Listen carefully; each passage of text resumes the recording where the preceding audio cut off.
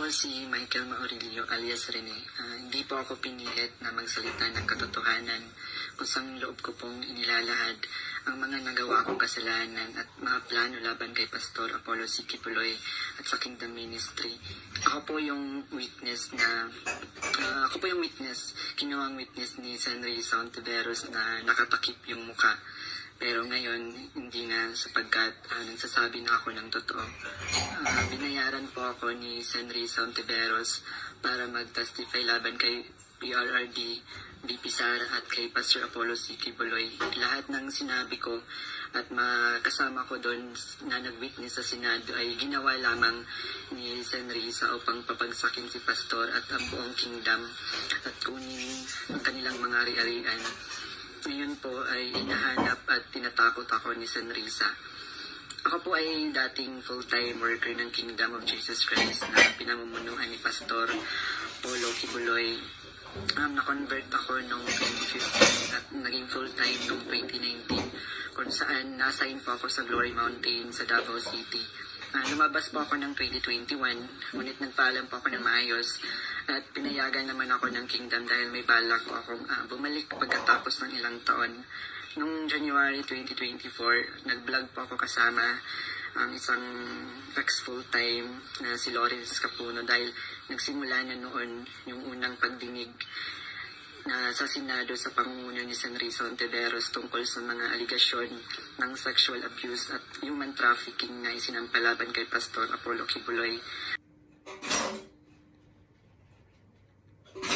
February 2024, kinontak ako ng isang ex-full-time na si Shishir Bandari at inalok na maging witness sa Senate investigation ni Senador Risa kapalit ng financial assistance.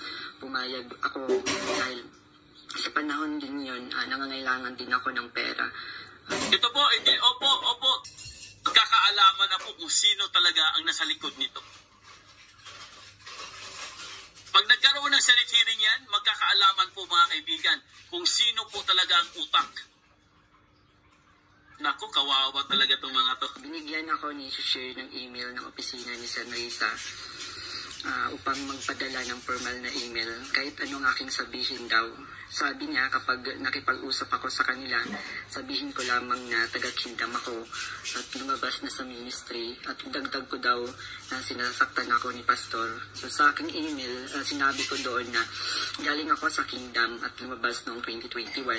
Ilang araw pagkatapos noon, kinontak ako ng isang staff ni Senrisa na si Fiona upang makipag-meet sa akin through video call.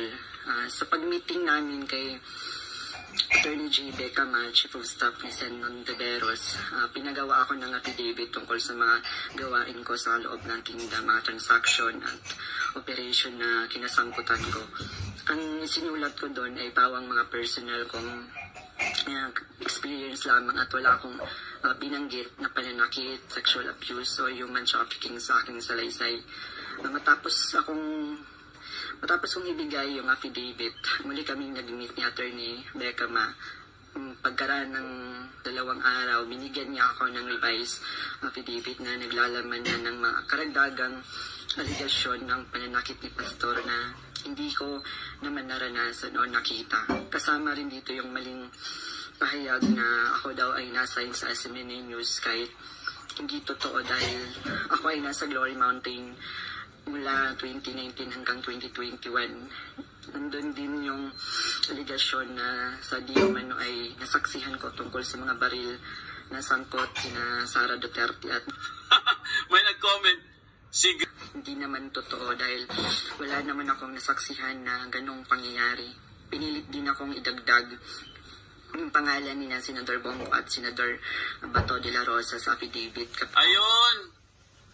Hindi ko na sila isinama kasi baka umattend sila sa hearing at magtanong at makorner ako.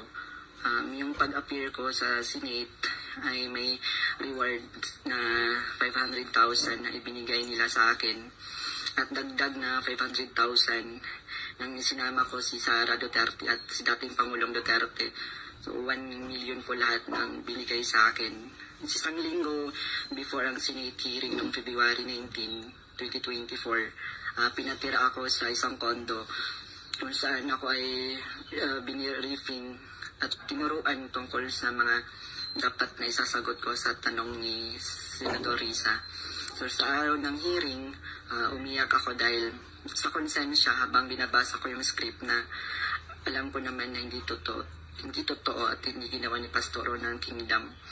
Pagkatapos ng hearing, tinago ako ni Sen. Risa sa kanyang condo sa Manila at inutusan na maghanap pa ng... Tinago pala siya.